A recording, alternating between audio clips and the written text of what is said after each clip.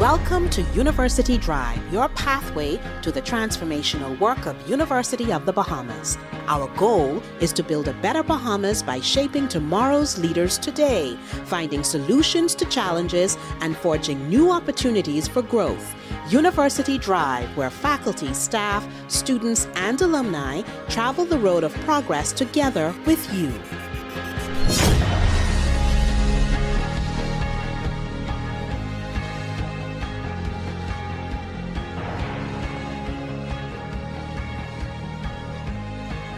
Hello, everyone, and welcome to University Drive, a brand new episode in Season 10. Thank you so much for joining us. I'm your host, Tamika Lundy. Our guest for this episode wears many hats. He's a husband, he's a father, he is a professor of history at University of the Bahamas. He is the director of the Antiquities, Monuments, and Museums Corporation. He also is a published author and getting ready to publish another book with a colleague. I am speaking of none other than Dr. Christopher Curry. Hello, Dr. Curry, and welcome. Thank you so much for joining us again. You're becoming a regular. Well, thank you so much, Ms. Lundy. This is absolutely an honor and a pleasure of mine to be on the show. What an important occasion, and so I'm happy to be here with you. Thank you so much. Our conversation is a very timely and relevant one. Quite recently, the country paused to reflect and to observe a pivotal milestone in the history of the Bahamas, and that is majority rule. And it was very key to self-determination. It was key to our liberation. And I would dare say it was a key step in our transformation. And so our conversation today is going to be centered on national identity and knowledge transfer within the context of our really trek from majority rule up through independence, the modern era of the Bahamas to where we are today. And I know that might all sound like a lot, but we are going to ensure that our conversation is digestible. And so who best to help us with steering this conversation than Christopher Curry, who has a whole lot of knowledge about our history. In fact, one of the books that you've written related to Black loyalists in the Bahamas, and the other one that's coming out is related to nation formation. So, Chris Curry, what do we mean when we say national identity? Well, national identity is, of course, our sense of who we are. Right? A sense of who we are is based on a sense of space, place, and I would say a sense of a shared collective memory. We sometimes call that history. And so who we are as a people essentially is what we mean when we talk about national identity. That's very helpful to help guide this conversation. You know, a lot of times when we have conversations about history, I don't think the intention is for us to entirely consider only our past, but consider our past in relation to our present and our future. And so the other part of this discussion relates to knowledge transfer and national identity. And you've spent a lot of time getting to the truth about the history of the Bahamas. And when you look at and when you think of and consider where we are today, who we are today, not only in terms of our advancement and our successes and achievements, but also when we consider our plight, the blights, where we have deteriorated in terms of our socialization. Are we our neighbor's keeper? Our ability to resolve conflicts or not? Violence coming from really a history of violence. When you think about slavery, right? Mm-hmm. Buccaneering and piracy. And so when we talk about national identity, who we are now, and really knowledge transfer, because you and I had a conversation before where you were saying that the Bahamas really is a society based on oral traditions. Are we doing all that we should be in terms of transferring who we are into younger generations? First of all, refining and defining who we are, and then transferring that. And that might be a convoluted and loaded question, right? But I know you're good for it. So let's get started in the meat of the matter. When we think about who we are as people, the first thing is we have to determine that we're different. We're different from our Caribbean contemporary societies, our territorial areas that make up the circum-Caribbean region. I always argue in classes at UB, particularly my law students, that I say the Bahamas is definitely a part of the Caribbean, but we have unique anomalies in our history and trajectory into the present. For example, you mentioned slavery. We had slavery in the Bahamas established as early as 1648 with the arrival of the Lutheran adventurers, but we never developed a slave society based primarily on the production of a single export crop. As you would have seen in many of the sugar islands in the Caribbean, like Jamaica and Barbados, and even the Spanish territories like Cuba. What we had instead was a non-plantation slave-holding society. So a slave-holding society is different from a slave society. The idea is that there are other economic opportunities or initiatives outside of that single export crop. So as you know, our islands are small and flat, and we're an archipelago. And so we did not have massive islands with rich alluvial soil that would produce an export crop of substance for a sustained period of time. And that shapes our identity. That shapes who we are. We do have slavery, and we have a racial code embedded in our legal system that purports and carries a ideological element of enslavement. So even if we were not a slave society, we were a society of enslaved persons, which meant that we carried a lot of the weight of an ideology that said that persons who were enslaved were chattel, right? That were not human beings. And so that racial ideology still existed in the Bahamas, even if the economic system and the geography of our islands did not allow for a slave society to take hold. All of that is important, understanding who we are as a people, because from our inception, when we were colonized by the British vis-a-vis the Lutheran adventurers, we emerged as a people that were kind of marginalized in the whole British Empire system. We were on the margins of the margin because we did not produce an export crop. We were not a colony that was admired, or even a colony that produced enough revenue to consider to be important. Yet our location in the Atlantic, our location north of the region of the West Indies, our location close to the 13 colonies, later the United States, made us geopolitically significant. Our location, because we were between the New World and the Old, providing shipping lanes to convoys of ships traveling back to European markets, meant that we were important.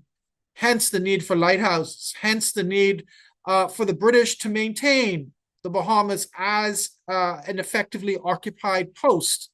Hence the need for the British to establish a British Admiralty Court or Vice Admiralty Court in Nassau, despite us not really having an export crop. All these things speak to the importance of us being maintained, effectively occupied by the British, despite our marginality as an economic space. And so we emerge in this colonial period as a society with scars, with the scars of slavery and colonialism, but also understanding that economically we were also scarred. We had to find ways and means to make a living, understanding our islands were rocky, had thin soil, didn't amount to much, and we were not considered much in the big scheme of the British Empire. And so we resorted to things like wrecking. We resorted to things like bootlegging. And during blockade running, we breached the blockade to transport contraband goods, illegal to the United States and the Union forces led by Abraham Lincoln and Ulysses Grant. And of course, supplying the Confederate forces with those weapons in exchange for cotton. So we took advantage of these opportunities. But what's fascinating, Ms. Lundy, is all of these economic opportunities did not come from the land. It came from the sea, whether it be pirating, whether it be private blockade running, and even more recently, drug smuggling and human smuggling. All of these are done on the sea, on our waterways. And so we have to imagine ourselves as a people with a collective memory a storehouse of memories and ideas that have shaped us into who we are, and it's largely based on sea-based activities. What's fascinating, as you know, recently, last year, there was a movement underfoot to change our national sport from cricket to sailing. And I believe that was intentional, given what our identity is as a people, that we understand the sea as this place of sustenance, a place that we can go to for economic survival. And so sailing represents that in many ways. The competitions actually began out of these workboats that were used by fishermen throughout the out islands, as they were called back then, because they were truly marginalized. They were on the margins of the margin. But those workboats were transformed into vessels of honor that could be raced in regattas as they emerged by the 1950s and 60s. And now it's our national sport. And I happened to look at the schedule that was just posted recently. There are now regattas in almost every major island in the Bahamas. They even have a best of the best here in New Providence. And so that speaks to our identity, as does the fact that we were so much relying on the mailboat for so many years, these out island communities, before we decided to change the name to family islands.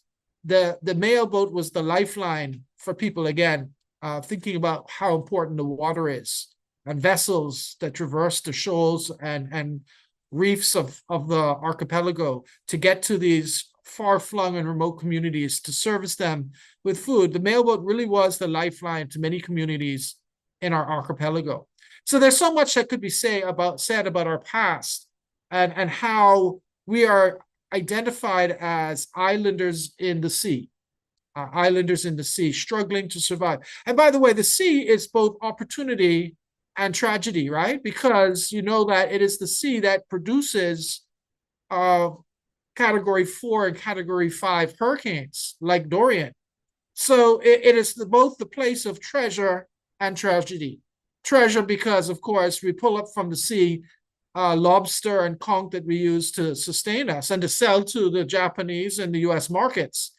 But it is also the sea that wreaks havoc on our communities through the power of the hurricanes, that feeds on the warm water that envelops our islands. So that is something to consider, that we are islanders in the stream. And that is how we get a sense of who we are from the past, from our history. Well, thank you so much for that wonderful context and trek from history all the way to present time. I think that's very important for us to set the tone and the context for the conversation that we are having, coming from a history of being a society of enslaved persons bearing scars, right?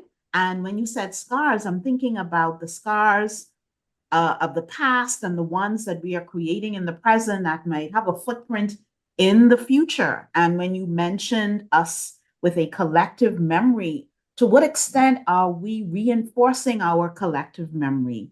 Who are we as a people in terms of the values that we hold dear today? When I think of national identity and Bahamians, I think of things like us being resilient, us having an indomitable spirit. I think of us being industrious, of us being economically ambitious, of us being adaptable, right? And so knowledge transfer and transferring who we are we doing enough of that with our younger generations, with our middle-aged generations? Are we doing enough of that amongst ourselves so that we can continue to remind ourselves really of who we are, the values that we hold dear, so that we can aspire to live and be and act in the way that a people should act that comes from a heritage of being adaptable and indomitable and resilient, and not subscribe to these vices that are tearing us apart, violence that is perpetuating itself on our streets and in our homes. Are we doing enough of that? What do we need to do to make this transfer of who we are, who we were, who we are developing ourselves to be, who we were destined to become? What are we doing to transfer that knowledge more consistently and sustainably? Another big whole wallop of a question, right? Yes, very good. I go back to the Bible if I could. You had in Deuteronomy where, you know, the Israelites were considered a chosen people. They had a very interesting history as a people that were considered to be manifested destiny in a sense, to carry a particular history with them, as they traversed the wilderness and then into the promised land, and then as they forged a nation. They were reminded to have on their shoulders, to have on their foreheads written basically their commands. What really meant is, and to mark it on their doorposts. The idea was to constantly be remembering the events of their past, so that they would never forget it. And you know that one of the slogans that we hear out of the Holocaust even today is never forget it, you know, lest it be repeated. And so what I think is, in our time in the Bahamas, there needs to be a constant repetition of what it is that we are, who we are as a people, and that needs to be reinforced regularly. It cannot be just a happen chance kind of once in a blue moon kind of scenario. We need to begin at the core of our educational experience to hammer repeatedly in our students, you know, these concepts. And so there has to be an intentionality, I think, about how we go about, and I want to call it indoctrinating, but I do believe that there has to be a deliberate effort to inculcate in our young people a sense of who we are. But, you know, the problem is a lot of people aren't aware of who we are. So until we understand our past, we're still mired as infants in the present. I believe Marcus Garvey said, a man without knowledge of his past is like a tree without roots. And so we want to make sure that we have a rootedness in who we are first. And once we understand the rootedness of who we are as islanders in the stream, as island people, then we can start to build out, and that knowledge transfer that you're asking about has to be done in a deliberate and systematic way from the earliest ages. We're talking about before we even get to K1 and K2, pre-kindergarten, when they're just toddlers, we should be starting this process. And it should be continued from that level to kindergarten, through to the primary years, into junior high school, all the way up to senior high school, and then tertiary level. And so we need to make sure that we have that path paved for our young people to walk down. That's the road we trod, and that is how we must get to a higher place in our calling. Well, let's talk about that process then, because, and let's take a step back and talk about the institutions and the people and the stakeholders connected to that process. If you were to envision this kind of ecosystem of knowledge transfer, what would that look like in its ideal form? Well, you know, we live in of course, in a millennial world, you know, that has already experienced an IT revolution. And so, of course, the way we transfer information can't be the way we used to do it 40, 50, 60 years ago. So the knowledge transfer has to be done by fiber, right? It has to be done electronic. It has to be done in the most effective way. It has to be done through social media outlets. It has to be done through Kindle books. It has to be done through campaigns that target how young people use computers and technology. You know, yes, textbooks are still useful and libraries are important, but more and more we're seeing an information highway is the way to go. And so we have to find new ways of pitching a message that is grounded in ageless and timeless ideas. So I would suggest that, you know, without watering down the message, the way in which the message is carried is significant, very important. And so I'm looking forward to the progression of material, web pages being designed, interactive forums. When we look at our museums and institutions, I have a very deep feeling about museums and places, markers that remind us, give us that mnemonic reminder of who we are.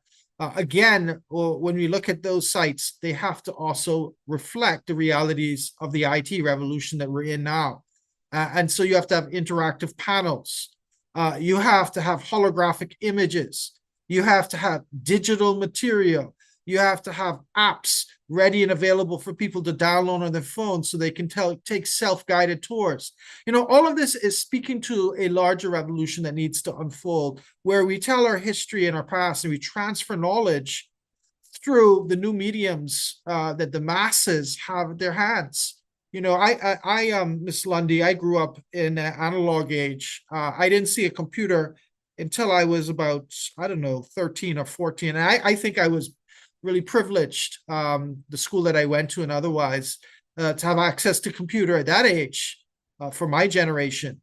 My daughter, in contrast, she was literally, it seemed like she was born with a computer, right? By 2 or 3, when she was learning how to read, she was learning how to read through simulated programs on a computer screen, right? So even how she learned how to read was all computer generated.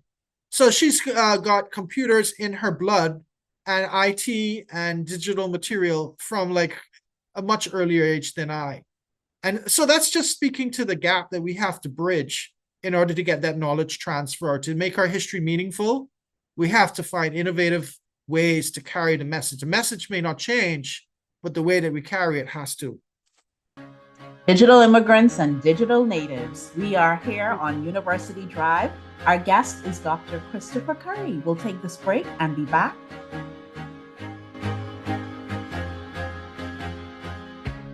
Are you ready to take your knowledge or career to new heights? Don't wait to invest in your future. Do it now. How? Earn a professional development certificate from University of the Bahamas. Whether you're looking to enhance your leadership abilities, sharpen your technical skills, or explore a new field entirely, our Continuing Education and Lifelong Learning Center has the ideal course for you. We offer single-phase electrical, ethics in procurement, accounting for entrepreneurship, stop managing, start leading, dynamic presentations, digital marketing, superior customer service, and justice of the peace. We even have courses on smartphone photography, TikTok videos, defensive driving, and interacting with difficult people. Or open the door to new languages with English as a second language, conversational Chinese, and Spanish in the workplace. Our instructors are experts in their fields and they're here to support you every step of the way. Call us at 302-4449. Enroll today.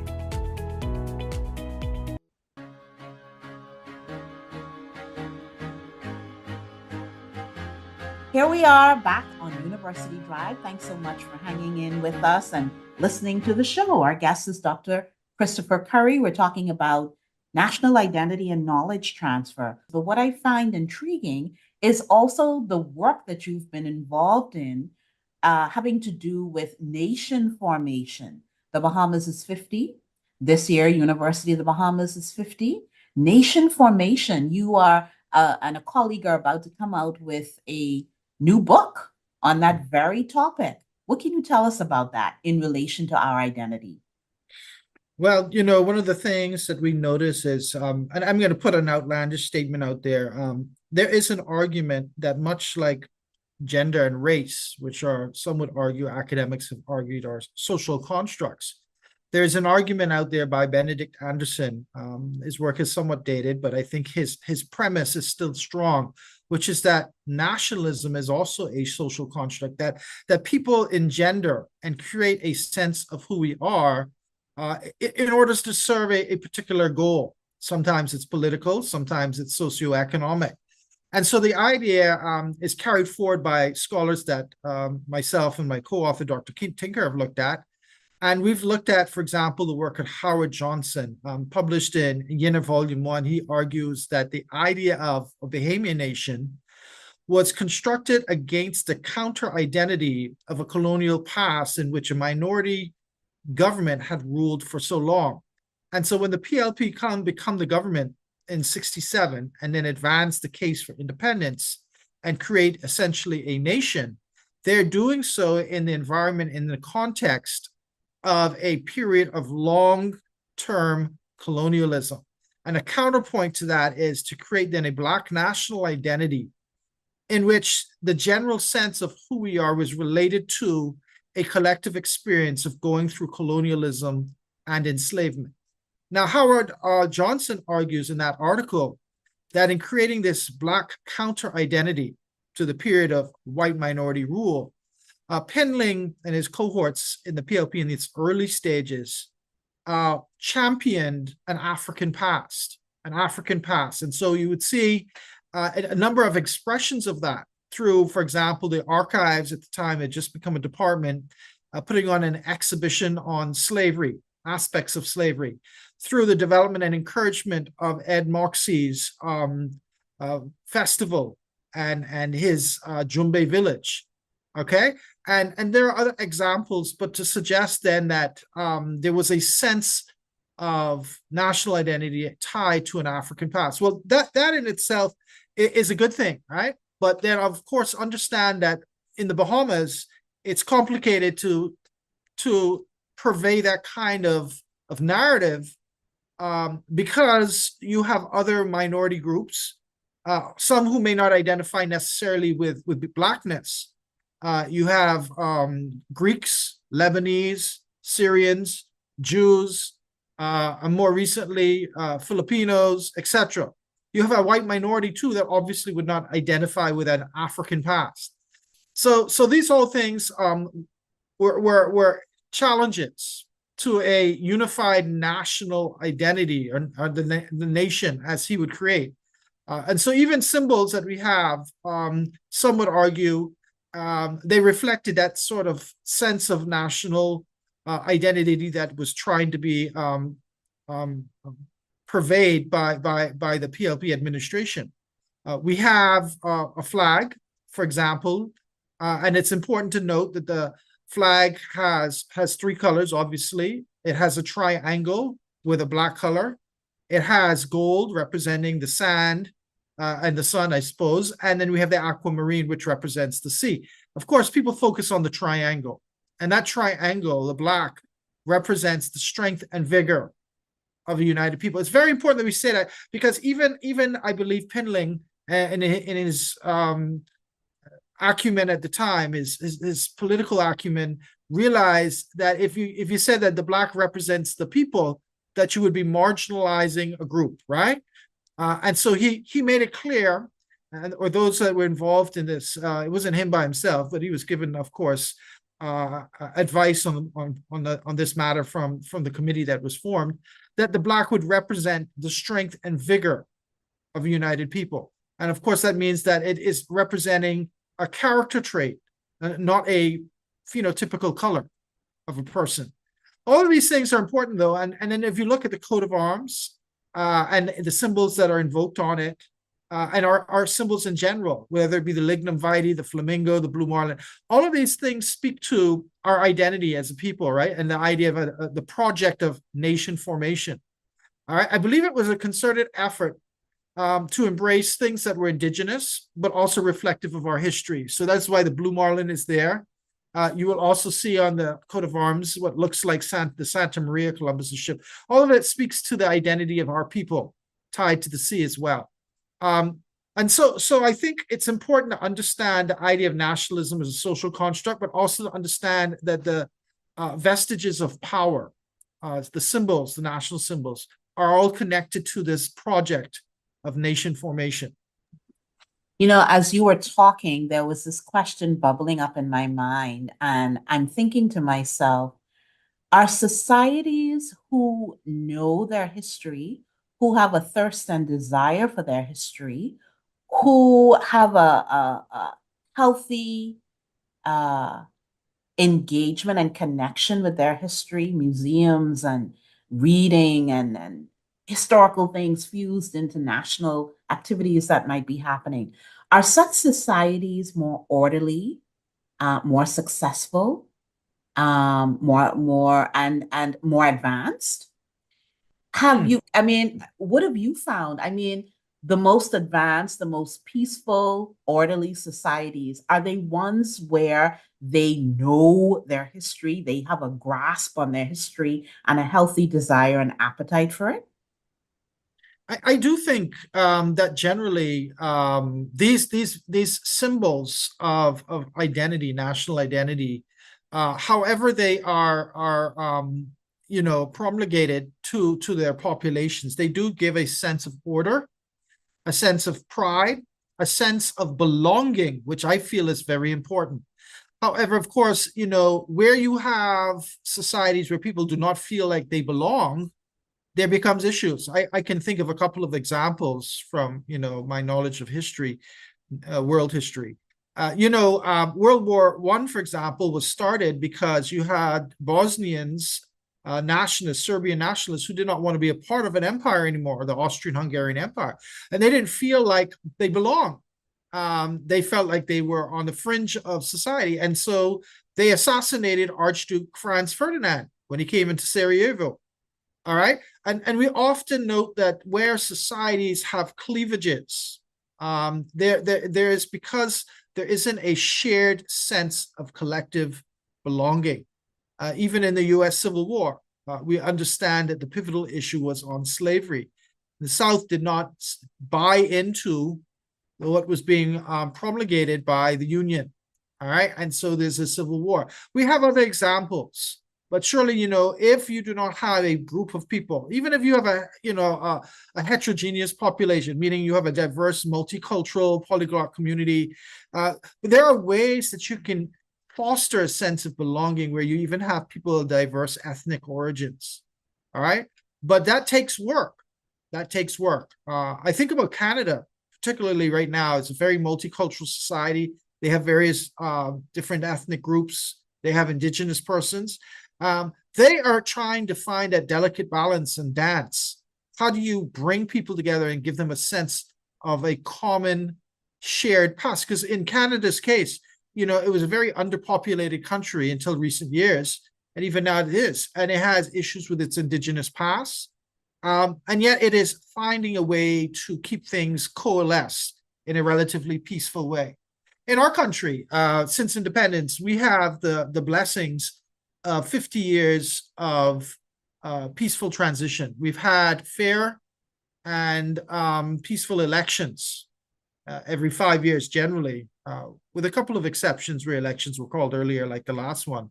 But generally, we've seen the peaceful transfer of power. And to me, that's a very good testament to our country and its success. And for the most part, people have a sense of belonging. Let's talk more about that sense of belonging in terms of the Bahamas.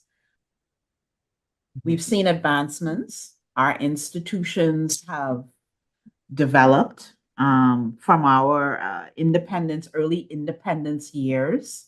Education has improved from when we became independent. Some would argue that it needs to take a further gigantic leap. New Providence in relation to the family islands. When you talk about a sense of belonging, right, it's not only important to pay deep attention to economic development, but also social development, right?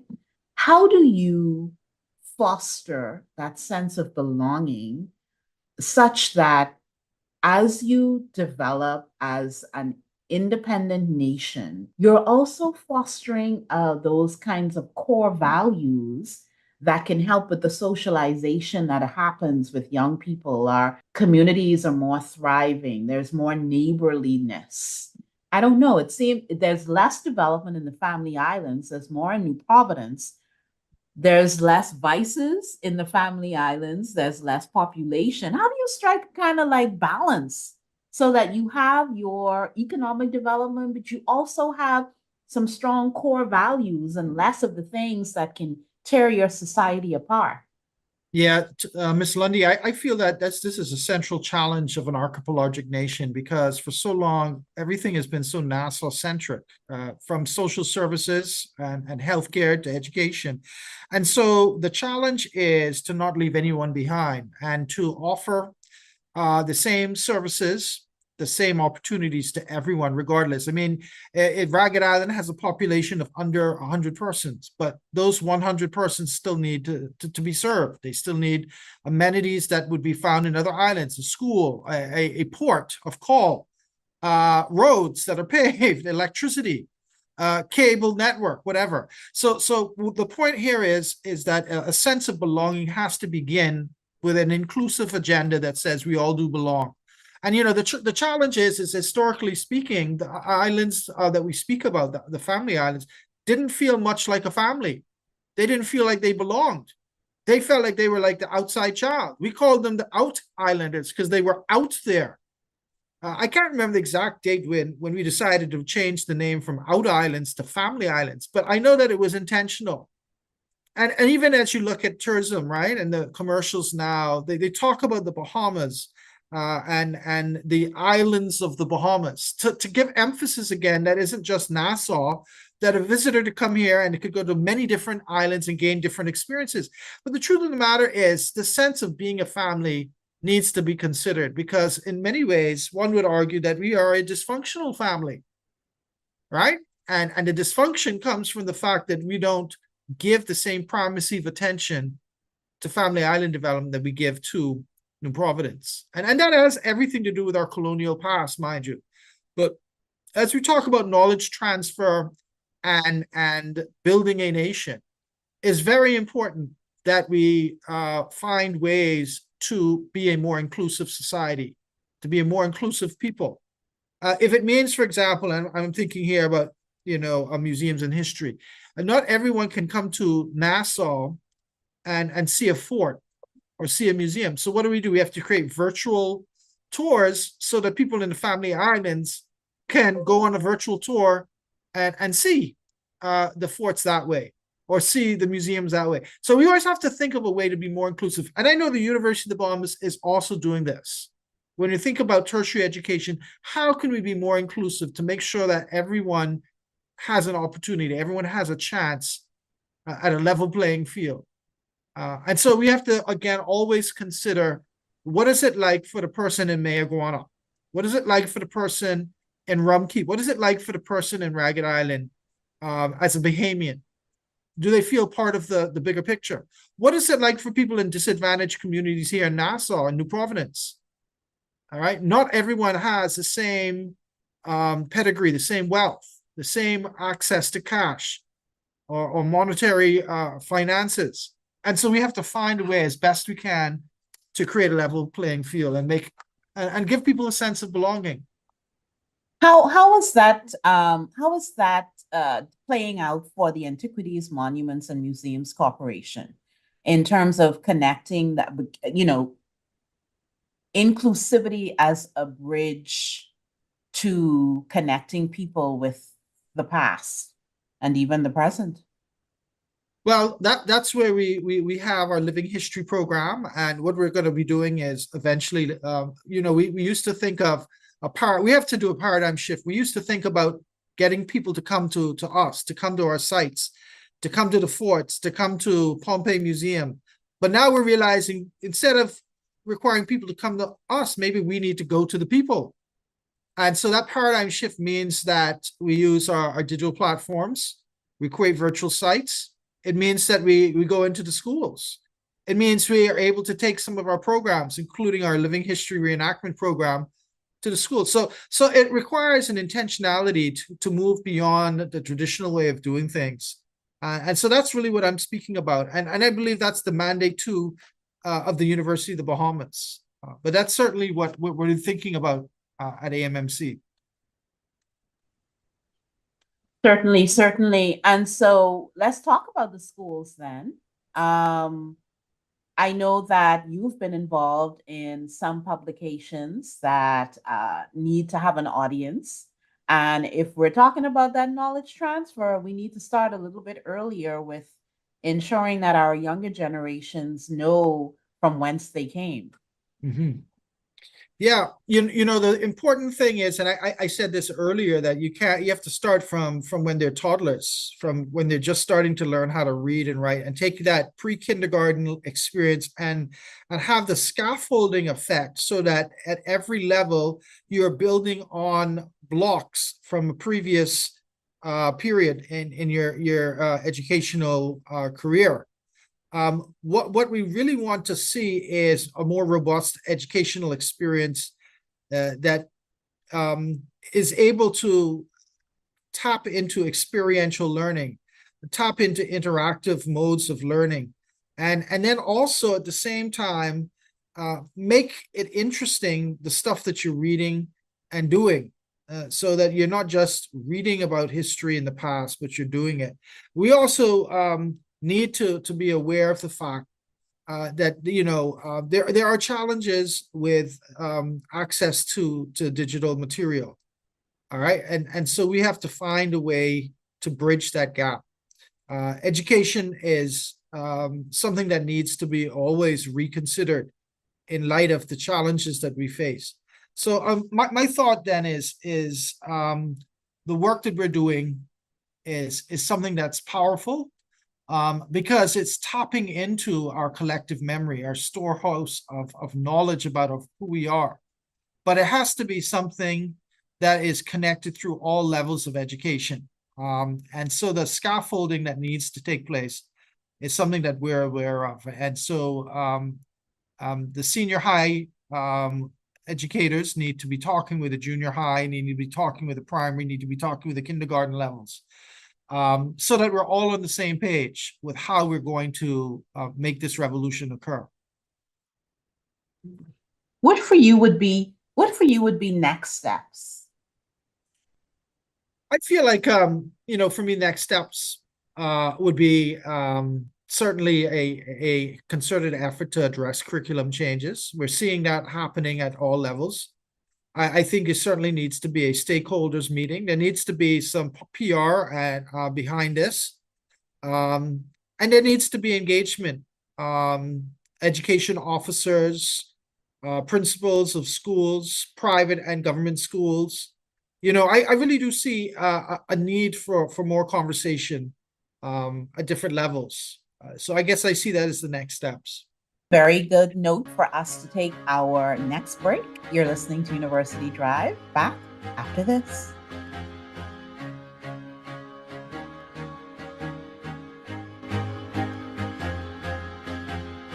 Chapter One Bookstore is proud to serve the students, faculty, and staff of the University of the Bahamas and the community at large. We are the premier choice for the purchase of university textbooks and supplies, and UB logo apparel, paraphernalia, and gifts. We also carry a wide variety of school supplies, learning aids, and leisure books. Visit our copy center for all of your printing, copying, and binding needs. Chapter One Bookstore is located on the ground floor of the Michael H. Eldon Complex on University Drive. Shop with us on Monday through Saturday. You can contact us at 397-2650 or email at chapter1@ub.edu.bs. Follow us on Facebook and Instagram at Chapter One Bookstore. Chapter One, the premier choice.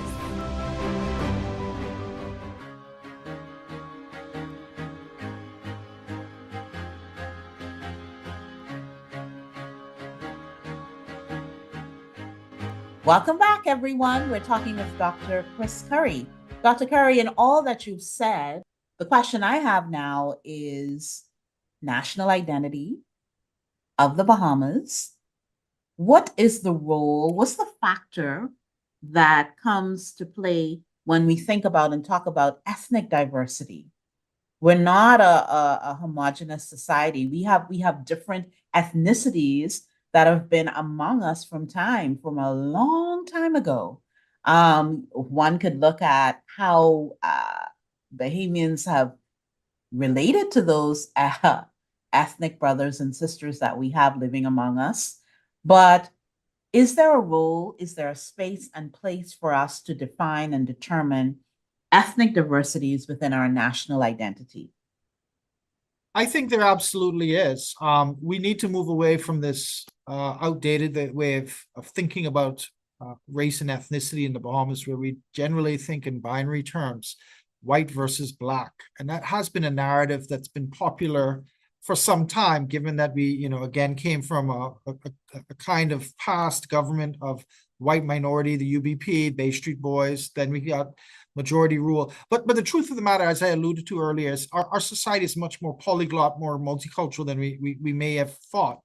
And so we need to look at and consider the diversity of our experiences in the Bahamas, whether it be along ethnic and racial lines or national lines. We have to understand too that we have a very large population of Haitian descended persons, or persons directly from Haiti.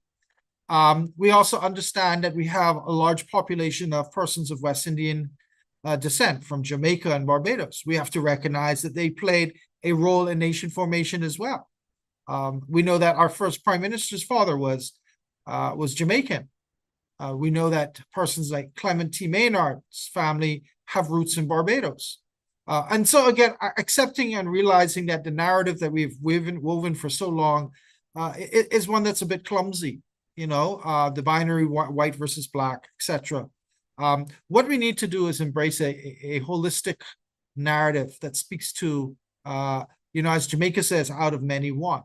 All right, now we're not going to take theirs, but we have to accept the fact that we are a rich tapestry of diversity. All right, and that speaks to us as a Bahamian people. I think the stumbling block there is the challenge and the lingering challenge or challenges that we continue to have with regard to illegal immigration and how that's played out and the stresses and pressures on our society. But that shouldn't negate the fact that having different ethnicities among us is a thing. And in fact, Bahamians do go abroad and we contribute in very tangible and commendable ways to other communities and societies and nations. Why is it that when it comes to when those who are different from us live among us, it's one view, but when we go abroad to contribute, it's another view? Yeah, and I always remind students of the project, the contract where Bahamian agricultural workers went abroad and their remittances were sent back home in a very productive and highly successful labor program. And then if we were to even consider doing something similar to that here in the Bahamas,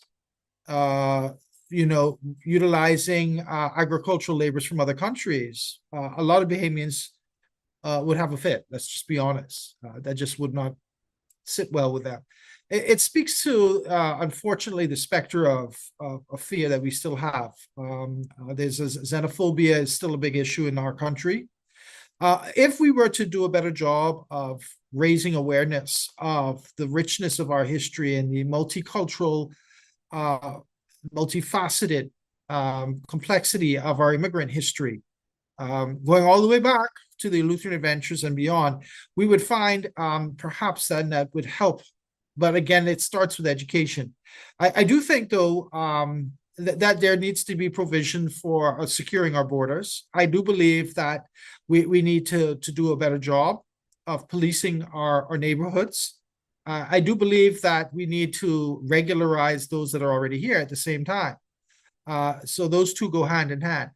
But certainly we have to remember that there are human rights that need to be acknowledged.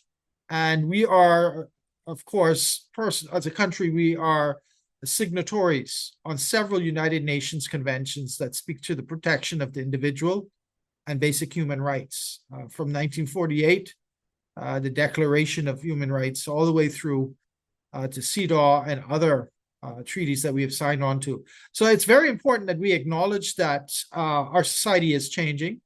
And it's very important, too, that we find ways to get along. And rich cultural practices and communities that we see within the Bahamas is something to be celebrated. I know that I always look forward to, Miss Lundy, the International Cultural Wine and Food Festival every year, because when they have that festival, it's amazing just how many countries are represented. You would have no idea if you didn't attend, really, because we don't always showcase those different communities here in our country. What is the historical perspective on assimilation?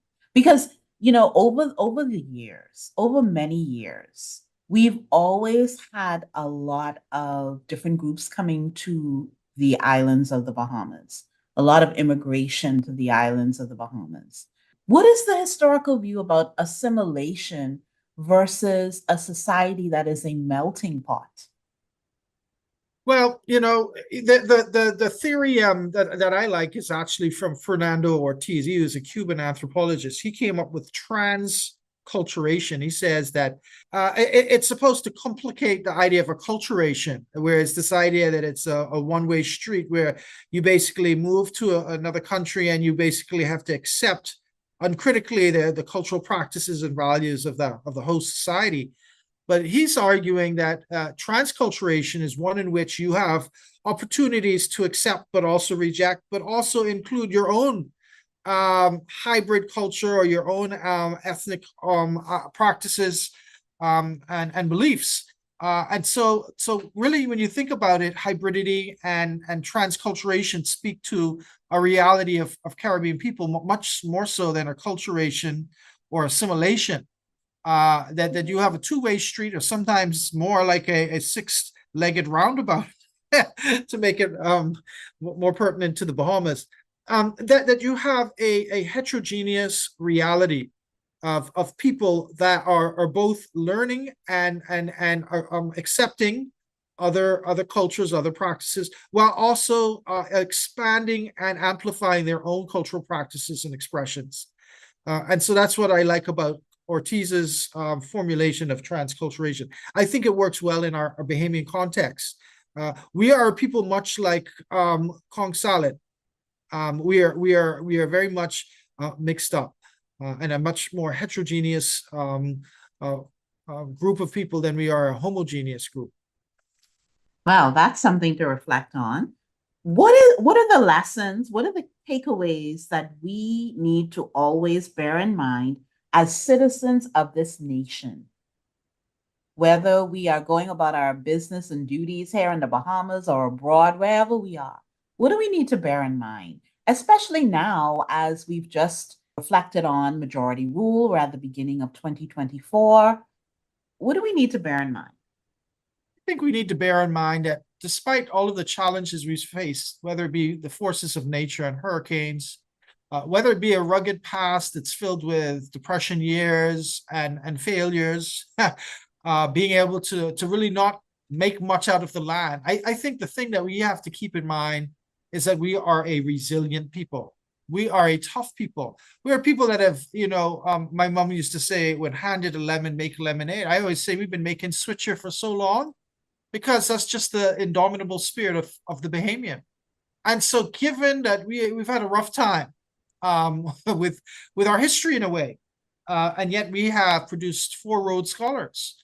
We've produced amazing athletes and artists. We have some of the most talented performing artists, virtual and otherwise. We have an amazing tapestry of people from different places and different experiences that have come together to love the islands that make up our archipelago. So I think it's the resiliency of us. Like they say in that proverb, time longer than rope. So we hanging on to that rope. And we know that time is longer than rope. So that to me is really captures what it is all about to be a Bahamian, and where we, can really gain a lot of strength and confidence from. I love your metaphors, switcher and count salad. I love them. I love them. They're giving me the feels. And so we're in January 2024. Chris Curry, what gives you the most hope? I think what gives me the hope is that we as a people have a lot of value. We have the greatest minds and the human spirit, the indomitable human spirit that continues to prod on to a loftier goal. I think the greatest asset of a nation, and I could be speaking of other countries, but I'm speaking specifically of the Bahamas, is the capacity of the individuals to marshal their own ingenuity towards greatness. We have the outside of Australia, the largest barrier reef. We have the largest territory in the Caribbean. We are actually larger than Cuba when you count our waterways. And so, we as a nation have a lot of rich resources, but I have the confidence and the hope reposed mostly in the capacity of our people to be creative geniuses and to develop great ideas for the future. Very good. That is an excellent point on which we can end. Thank you all so much for listening to University Drive. Thank you, Dr. Chris Curry, for joining us again. As always, this has been a really intriguing conversation for me. You always have an open invitation to join us at any time in the future. Thank you all so much for being here for University Drive. I've been your host, Tamika Lundy. Don't forget to follow University of the Bahamas on www.ub.edu.bs. Follow us on all of our social media channels. This is University Drive. We'll be back next week with another exciting episode.